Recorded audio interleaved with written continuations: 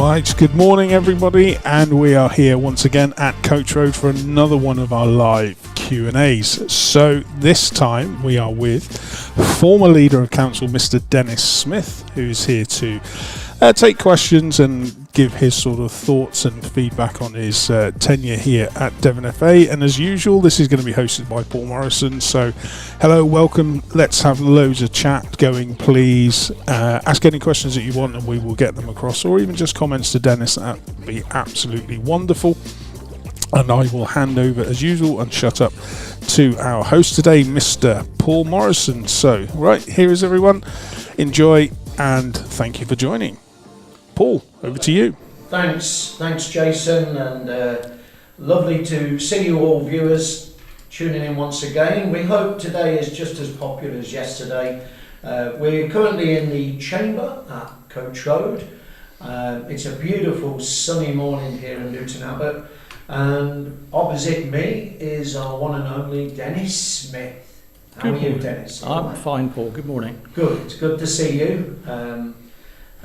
Just to ease your worries and mind, it's going to be very similar to what we did with Bernard yesterday. So I've got a few questions, but these things tends to flow all over the place, and I'm sure there'll be some good interaction from our viewers and some nice comments. I hope to wish you all the best, Dennis. So, like yesterday with Bernard, it's almost like we're having a double whammy this year. We're losing Bernard, and we're losing you as well, Dennis. So really, for the viewers and your position on council, just remind us what's changed and happened with you.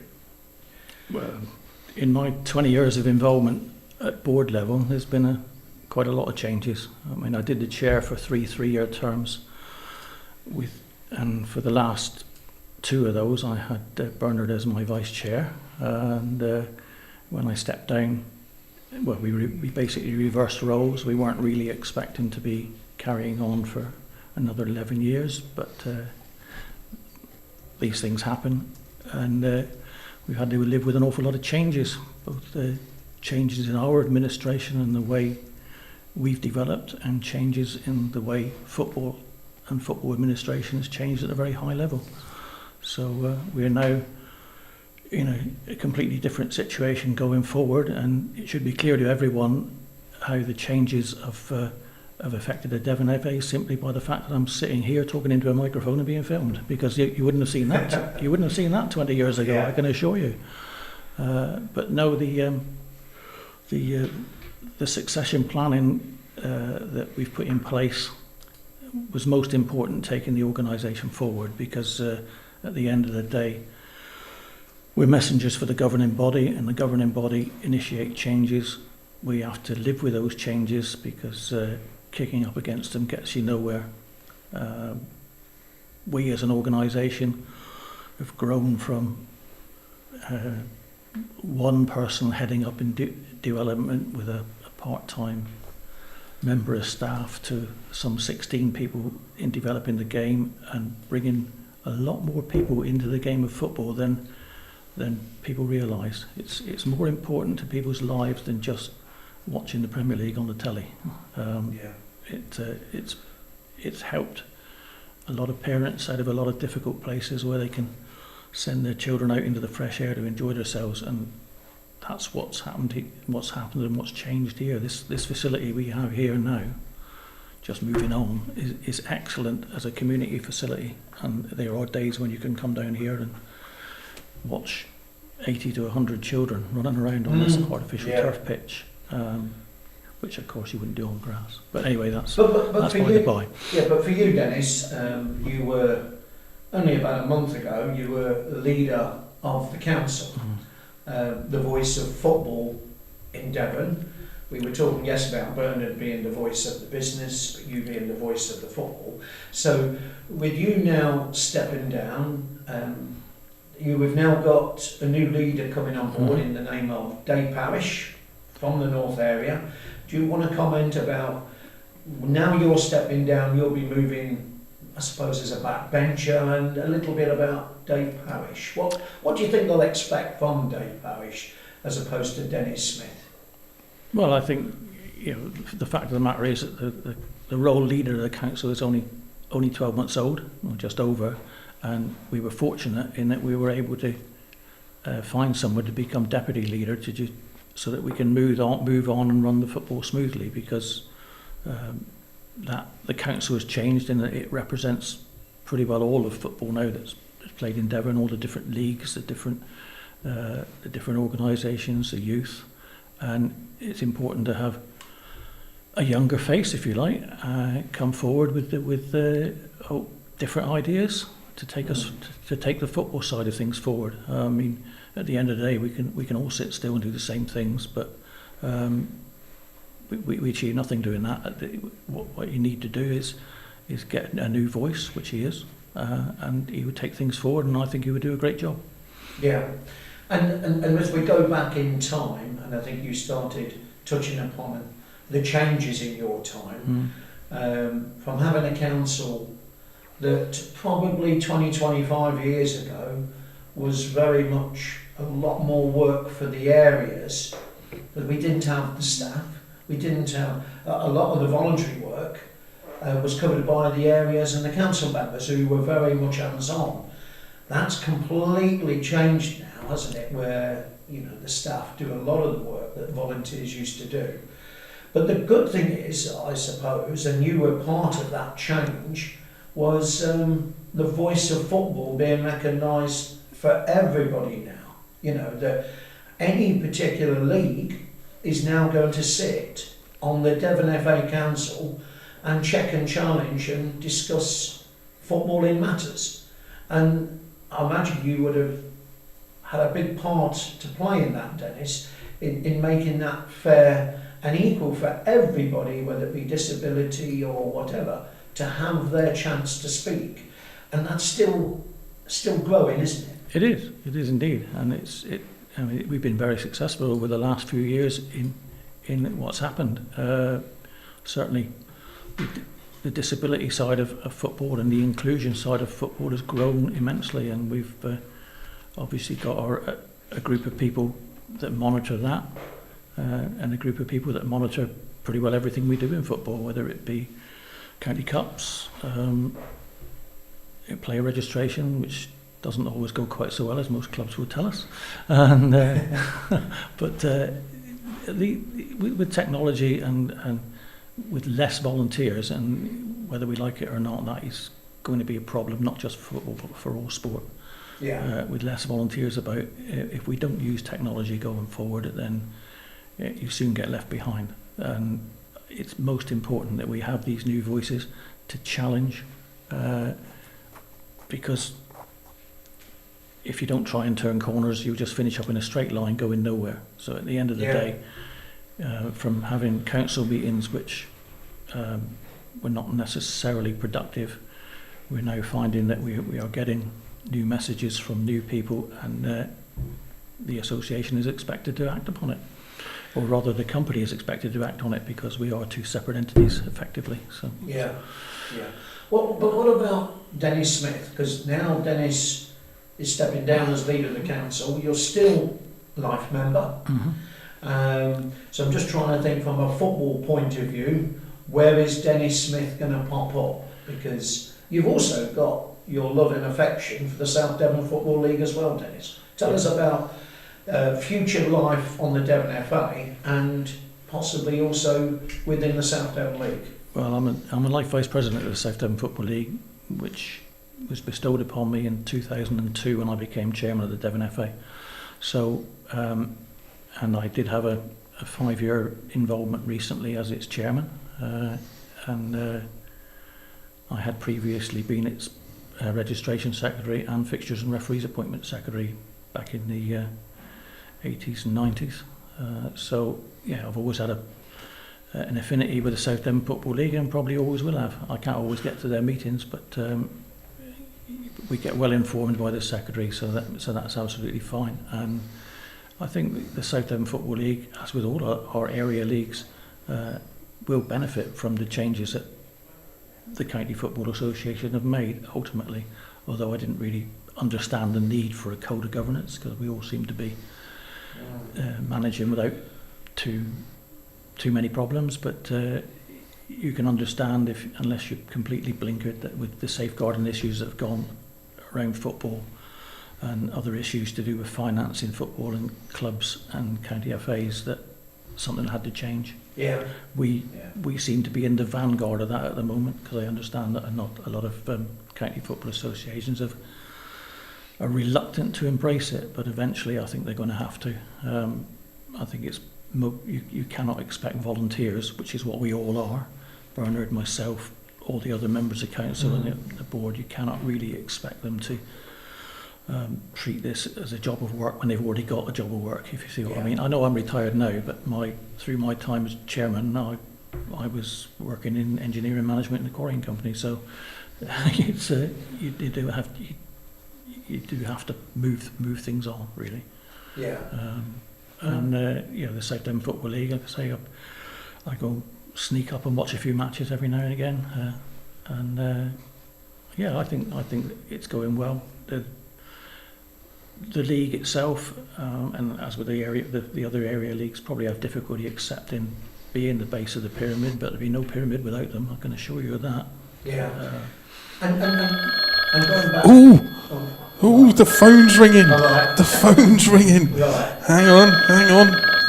Let me just answer this, because I think we may have a mystery caller on the line. Mystery caller, please identify yourself. Good morning, gents. Good morning, Dennis. Good morning. It's Alistair Muirden here, Secretary of the South Devon Football League. Good morning, Alistair. How are you?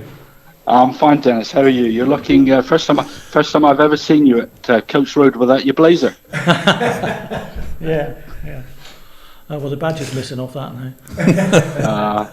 Well, I just wanted to phone Dennis to congratulate you on all that the county, all the accolades that the county are bestowing upon you at the moment, and I would just like to thank you also for not only your input in the past with the South Devon Football League, but indeed what you do now.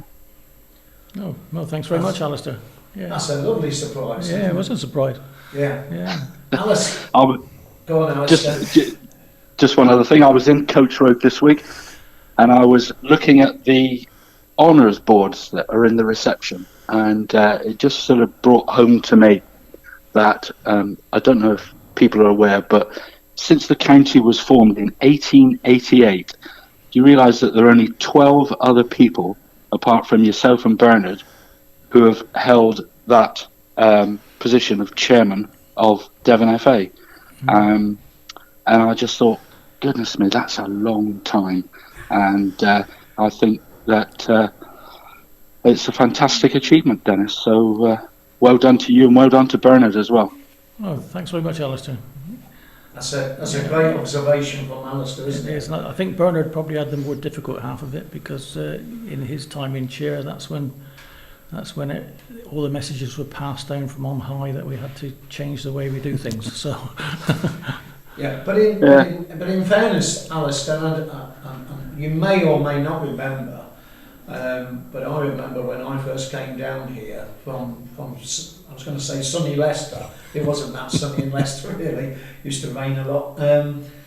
But when Dennis gave me the job as chief executive, he did pre-warn me that he'd been through some tough times, both in financial point of view, staffing point of view, and also the ground itself, Dennis. I mean, we look outside now and it's absolutely beautiful, but it wasn't beautiful a long time ago. And in fairness to Dennis, he was stuck in the middle of never knowing which way to turn and juggling your job at Glendenning, wasn't it? And Yeah. you remember those times, Dennis? There were some dark times, but you got us through it, didn't you? Yeah, it was quite difficult, because the Devon FA had been a business from 1998, and I became its chairman in 2002, and it did not seem to me that it was very businesslike. And our Millennium project, which is now just completed, right, was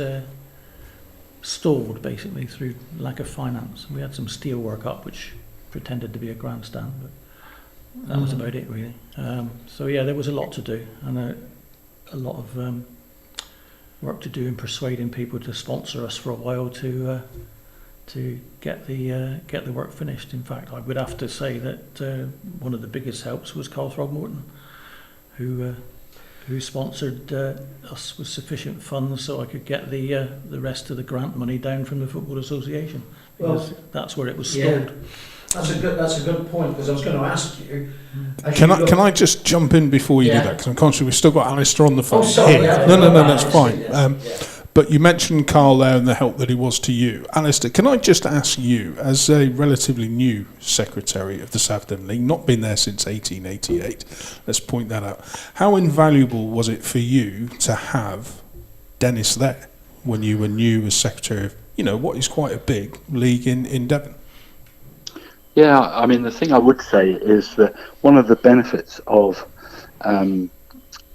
Dennis's experience is, and Paul just touched on, you've got to go through the bad times to enjoy the good times, and there is no doubt. I mean, there are a lot of people who moan about Devon FA and what they do, but you cannot ignore the fact that it's run as a business. It's a fantastic facility at Coach Road, which is well used. I don't think there would be a day without kids or vets or girls or ladies playing a game of football on the facility, and the value that Dennis for me brings to a South Devon League meeting is where lots of people have lots of things to say, but Dennis will quite often just chip in and say, well, this is actually the fact of the matter, and you have to have been there to appreciate where we are at the moment, which and I think there is no doubt that football in Devon is in a very good place at the moment. That's brilliant. Yeah, thank you, Alistair. Excellent. That really is nice words. Yeah. Well done, Dennis, and thank you, Alistair. Thank you, Alistair, for joining. It was a pleasant surprise, absolutely brilliant. Okay. So thank you for your input. Enjoy the rest of your day. All right, cheers, buddy. Thanks, pal. Bye. Just picking up though, before, and so nice to hear from Alistair, you touched upon Carl Throgmorton, and I was really going to ask people from the past, or people during your time, Dennis, you must remember one or two people where, now that was a good conversation with him or her, and people who helped you on your way. Carl was a good example, wasn't it? Terrific. Was there anybody else, other people that... One that stands out for me really is David Richardson, who obviously picked up that we were having difficulties here with our county secretary having gone off sick, and myself not being able to be in here much because I was working. So I was watching a football match at Dawlish, and a tap on the shoulder, and I turned around and there's Dave Richardson. Do you need some help? Yes, please, said Dennis, and he came into the office, and I think he looked after us for about 18 months until we could resolve the issue that we had, because stress issues are always very difficult to resolve. Right. And then allowed us to move on. And I think the County Football Association should always be grateful for that, really, for David's help, because it was going to be a long road without it, let's put it that way. And Dave Keast is another one that comes to mind, who was basically single-handedly our football development department. I can't even call him our football development officer, although that was his title. Well, rumour has it that Keasty was here for the opening back in 1888. I don't know whether you can confirm or deny that, but possibly. No. We had him crammed in the boardroom with Annie Watts, who was another stalwart for the Devon County FA, and buried in paperwork all the time. Annie was. It was everywhere. And I can remember she said to me once, when we were in the new development area, she said, Dennis, she said, one thing you could do for us. What's that? I said, she said, could you asked the FA not to send us more documents until we've passed out the ones we've already got. And when I go into there now, I don't think the FA take too much notice of that, because there are still boxes and boxes of documents that find their way down here. But and to be fair, all the staff, they were very diligent. I mean, there were only 5 full-time and 2 part-time, but they were very, very diligent in what they did. Yeah. So, and another one was Ian Leonard.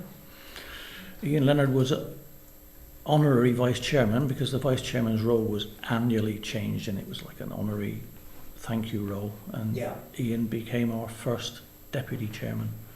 And I can still remember sitting outside on the grass with Ian, trying to make sense of some of the employment stuff, because Ian was a manager in the dockyard, so he'd had experience. So he was a great help, Ian was. And then Bernard and Roland coming onto the council and coming onto the board.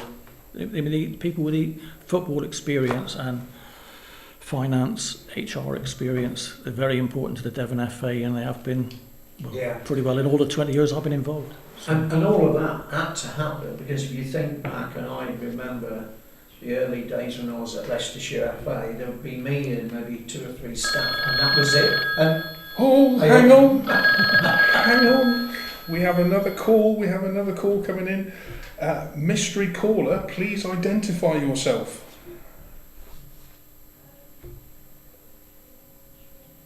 Hello. Technology, bless him. All right. Is there anybody out there? No, I think he's actually on the other line.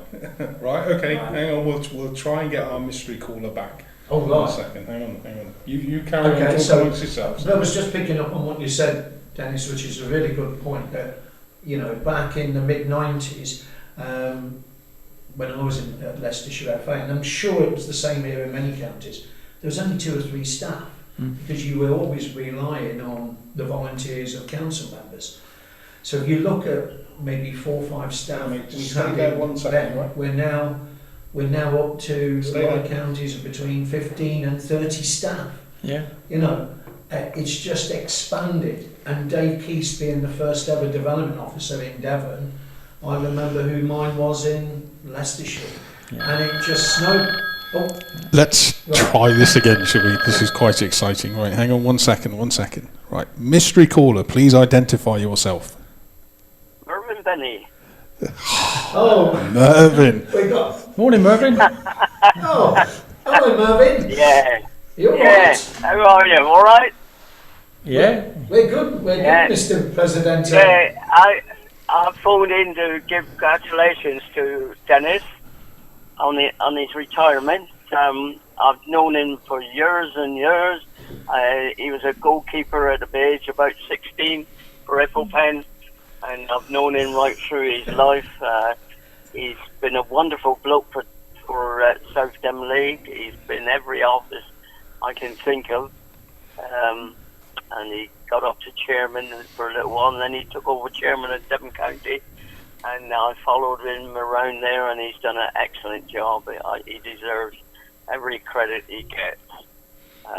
Been a wonderful man, and the times we've had together, travelling all over the place with the youth teams and various things, it's been excellent being with him.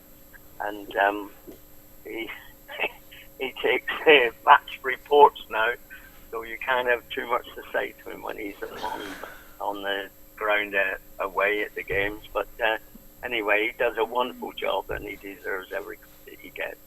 They're really lovely words, Mervyn, and you're right. We've been on some really terrific trips with the county, with the boys and the girls, doing us proud, haven't we? And Dennis he even flew to Jersey, didn't he? He was on the Jersey trip. Yeah, and Dennis would always be one of those who, if it came to it, and he did it lots of times, would be proud to say, whether they won or lost, how proud he was of the representative team flying the flag for the county, wasn't he? And he's very proud of representing the county on everything. Yeah, he's always been on there, and I've had a wonderful life with him because I've spent most time on different committees with him, and it's been fantastic. Even on the small committees, he does a good job when he chairs it. Very good man. And what credit to the county. Yeah, brilliant. Thank you, Mervyn. While you're on the phone, we've got this special football match, a celebration of football a week tomorrow. Yeah. Yeah, and it's Dennis's team against Bernard. So are you? This is the unfair question. Are you Team Dennis, Mervyn, or you Team Bernard, or are you going to be sitting on the fence? Well, I'll be sitting out watching, I think, but I'd like to think I could play, but I don't know. I always thought I could referee again. I think I could just about do that if they want to referee. Right. But, I don't think I can do much else. But anyway, it's good because we have a lot of fun together, all of us, and it's been really good this last few years, and I mean, I know we go back a long, long way, but the county's grown so much, it's improved so much, and it's still going places now, which is great for the county and great for football as well. And you're coming to the game a week on Friday. Oh, Mervyn? definitely. Oh. I'll be at the game, definitely. Right. So it's the 22nd on a Friday, I think, and yeah. I'll be there. Brilliant. Have no fear. Lovely. You hear me shouting I'll be shouting for one or the other. Or both of them. Oh, brilliant. I hope they're both going in the walking football. That would be good. And that would be good to see, wouldn't it? It really would. It'd be lovely. Yeah. It'd be lovely. I think we'll get a very nice crowd up there as well because a lot of people know them and respect them. Yeah. It'd be lovely. Thank you, Mervyn, for dialing in. That's really all right. It's surprise. A pleasure. I'm glad I didn't miss it. We just finished the bows, and I said, right, I've got to ring in now. And I'm sat in my car. I'm going in and collect my bows up now. Okay. Thank you, Mervyn. I'll see you again. Bye. Right. Bye. Thank you, Mervyn. Well, lovely surprise, Dennis. It was indeed, yeah. And you've known Mervyn, as he said, a long, long time. Yeah. He refereed when I was young, so. Oh, right. Yeah. But going back to what you were saying, I mean, there's countless names, but I don't really want to leave anybody out. But Jim Piercy. Yeah. I can remember Jim when I was elected to council in 1996. He said, Dennis, he said, you're going to be vice chairman of youth. I said, well, I've only just got here. He said, that doesn't matter. So then the following year, he became a life member and stepped down. He said, right, so now you're chairman of youth. And I was very quickly chairman of the whole of the representative shooting match because they struggled for some reason. But anyway, that was before my days as chairman of the county. But that is one thing that I'll miss, and unfortunately for a lot of our players going forward, they will miss out on, and a lot of our councillors going forward will miss out on the friendships between the counties that were brought about by playing representative football and turning up at the different grounds all over the southwest, going as far as East Sussex, Oxfordshire, Gwent, and then some of the strange places that the Army, Navy or Air Force used to take us to play. We missed, but I mean, one person that was probably a guide in my life when I was a teenager at King's Kersal, the gentleman called Bert Mitchell, who was my first coach in football and also my captain when I played cricket for King's Kersal as a youth. And he passed away only last Friday. So oh dear. And he is someone that I look back on fondly because he kind of guided my path really, because like a lot of young kids, we were back in the 60s, we were probably a bloody nuisance, and people like Bert who introduce young people to sport. I mean, they're the people to thank for allowing people to go forward and develop. So he was a marvellous man. So what are you ducking and diving and getting up to these days now, Dennis? You're retired. Yeah. You can enjoy the football now as a life member. But it's not just football, is it? I know you're involved with other things as well. So Yeah, I'm currently secretary of the Devon Association of Cricket Officials for the county, and also secretary for the South area. It's another one of those roles that nobody really wants to do, and people wonder why it exists, to be honest. And I do umpire cricket matches on the Devon Cricket League, and have been since 1982 when I started umpiring for Abbots Coastal Cricket Club, and then I went on the independent panels in 1989. I've been on ever since. So right, and I believe is it Torquay and Exmouth this weekend that you're in your white coat and well, it won't be is it finger at the ready? Well, hopefully not. I mean, right. Generally speaking, these days most players know when they're out. Right. You just give them a little nudge. Right. But the players at Devon are very, very fortunate in the vast majority of our players that play cricket in Devon are well behaved and understand why they play. Apparently it's not always the case in some other counties, but the behaviour of players in Devon in my time that I've come across is, and I'm not tempting fate here, I hope, is very, very good. high standard. Oh, good. So, Before you go on with another question, can I just say shout out to Alan Lewis, who was the first one to start watching us today. So Alan, thank you. You presented him with his first Respect Award in 2010. good heavens. If you can remember that. Yeah. And you gave him tickets for the Manchester United against Chelsea Charity Shield. Mm-hmm. All right, so Matt Redmond wants to know, why was he punished with those tickets? Alan and Matt, thank you very much for your comments. Mick Tattersall, another Devon County FA legend. Well done, and thank you, Dennis. Dave is a great guy and a good replacement. So an endorsement there from Mick. Matt Redmond thinks our ringtone is pretty much like the banker in Deal or No Deal. You might be right there. Mark Bewley is watching as well. Mark, welcome. Spent a long time in football with Dennis. He is a great servant to Devon football and especially Devon FA. Sad to miss Bernard yesterday. Consider both friends, Yes. as well as fellow council members.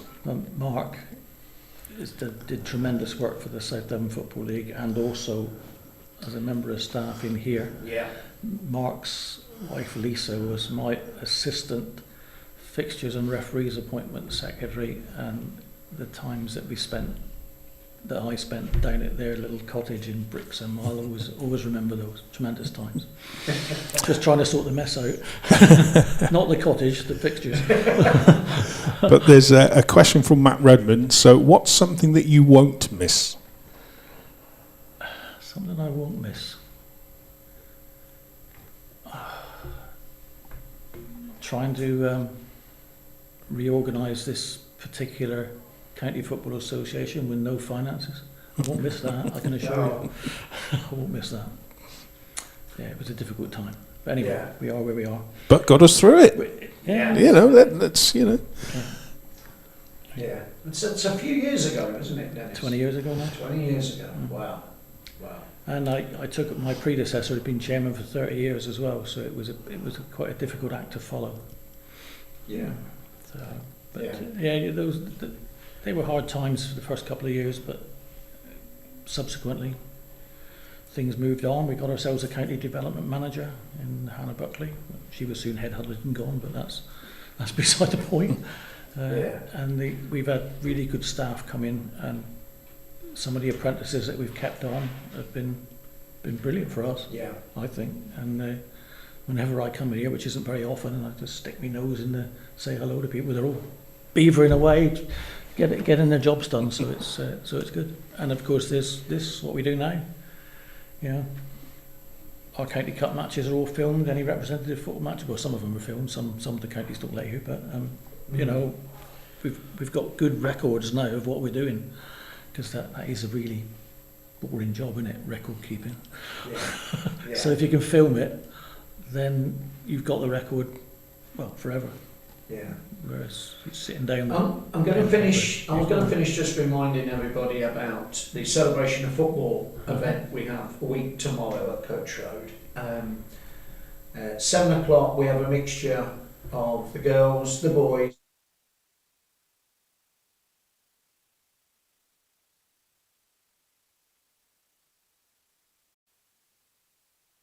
players. So they will all be doing their little bit in celebration also of the Brunel Cup that we won only a few weeks ago. But then we come to the main event, Dennis versus Bernard, Ipplepen and the South Devon League versus SB Frankfurt. Did we ever answer the question as to why Bernard is represented by a team and Dennis is represented by a team and a league? Well, did we ever get to the bottom of that? No, I'm going to thank Liam Linden. Liam Linden, you know Liam. Yeah. Liam Linden, Paul, are so keen to get this team to beat SB. But I think in the village of Ipplepen, which is not the biggest of places, I think he was running out of bodies. So with the help of the South Devon League and Elliston Muirden, we would just extend that to a little bit more of, not literally have you walk through Ipplepen, but if there is a connection, he's bolting on some of the former players that were Ipplepen but now maybe with Watches. So that was it. SB Frankfurt, I have to say, is a really lovely club, but massive. They got a massive club in Plymouth, if anybody's not too sure of SB Frankfurt. So they've got a bigger core of players. So, and I did check with Mark Davis at SB, are you okay? And they're fine. They're just here for the good times they're going to have next Friday. So you've heard one or two little rumours about whether you will venture into the walking football, or do you think it might? I don't think Bernard's keen, but we'll see. That might be let's put the top on, kick the game off, and then retire. That sounds like a plan. You know, that could be a nice, easy way of getting a nice picture of you and Bernard in a football kit. But we'll work on that. We'll work on that. So that's a week tomorrow, folks. It's free entry. Come and celebrate the teams that have helped win the Brunel Cup, but more importantly, celebrate what Dennis Smith and Bernard Leach have done for football over many, many years. So that'd be. Are you bringing a family? Oh, I don't know yet. Oh, right. See if one or two of the family could come down. And, one or two of us are football orientated, but as most chaps will tell you, that the wives tend not to be. But yeah, it's been an interesting ride, really, and it would be remiss of me not to thank the board members that I've had with me over the 20 years. Sadly, several of them passed away now, but nevertheless, they contributed what they could at the time, and but Bernard was a great asset over the years, both as vice chairman and obviously subsequently as chairman, because I think it was Bernard that first drew my attention to the fact that the sums didn't add up.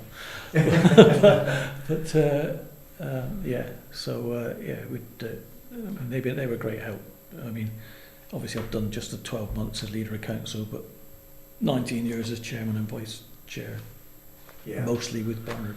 And I think that's, although I'm not 75, I thought it was only right that if we're going to make these changes, we need to do it in tandem, effectively.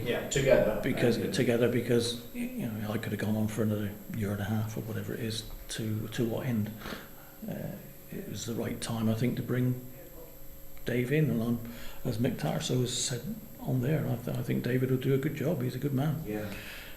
He's been involved in our disciplinary committee for a good number of years now, and I think he's well respected from that point of view. Very fair. He's non-judgmental, which is a good thing in it, because it doesn't do to be judgmental in operating any sport, because people don't like it, strangely enough. So there we are. Jason, have you got anything on completely clear of everything I wanted to share with Dennis? I can't believe the pair of you sat there and not one of you has mentioned Panto. Not one of you has mentioned your thespian activities, the pair of you. I mean, it's phenomenal acting from the pair of you. Is that something you'll carry on doing? I'm president of the Ipplepen Dramatic Society at the moment, and but we are, like other organisations that are affected by COVID, struggling to regroup. I think that's the right way to put it, and we are trying to invite people from around the area to come along to read some plays, because we don't want to be tagged as a group that just does pantomime.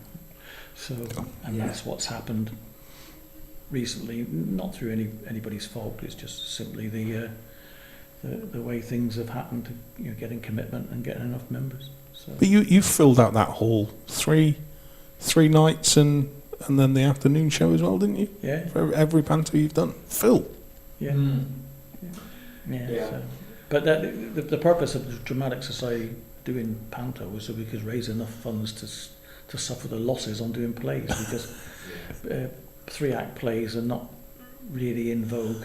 You very seldom see them on the television, and if you look at the Princess Theatre and the theatre down in Plymouth, the Theatre Royal, you don't often see 3-act plays being toured around the country. It's all stage shows and musicals and I don't know, stand-up comedy and stuff like that. You don't often see it. They're not in vogue. So, but we've got some members that would like to do some 3-act plays. I mean, we've seen, I'm going to be controversial, we've seen a good performance of people diving when they're going for a penalty, and I thought they need to be on the stage. Yeah. They're the sort of people we want. They throw themselves. Any chance, ref, get up and get on with it, Yeah. But, Dennis is right. We are looking for some extra people who want to be involved in the front of the stage or behind the stage, and we want to change our menu of what we do, rather than just being pantomime. So we're going to lend our hand on other plays. So how anyone watching, how do they get in touch? If anybody wants to contact me or Dennis, or even Google Ipplepen Amateur Dramatic Group, we will come up on one of the search engines, and we'd love to have some new people, and that's what we're driving at the moment, to get some extra new members. We're hanging on, we're doing all right, but I'd love to extend the group with some extra people. And nice of you to. That was completely out of the blue, Jason. So thank you for that. So great. Have you got anything else? No, we're bang up to date with everything this Right. end. So I think, Dennis, do you want to finish? Which has been a really interesting interview. So thank you for that. Would you want to finish with any few words? Yeah, to end your interview. I'd just like to thank everybody that's involved in sport generally in Devon, but in football particularly.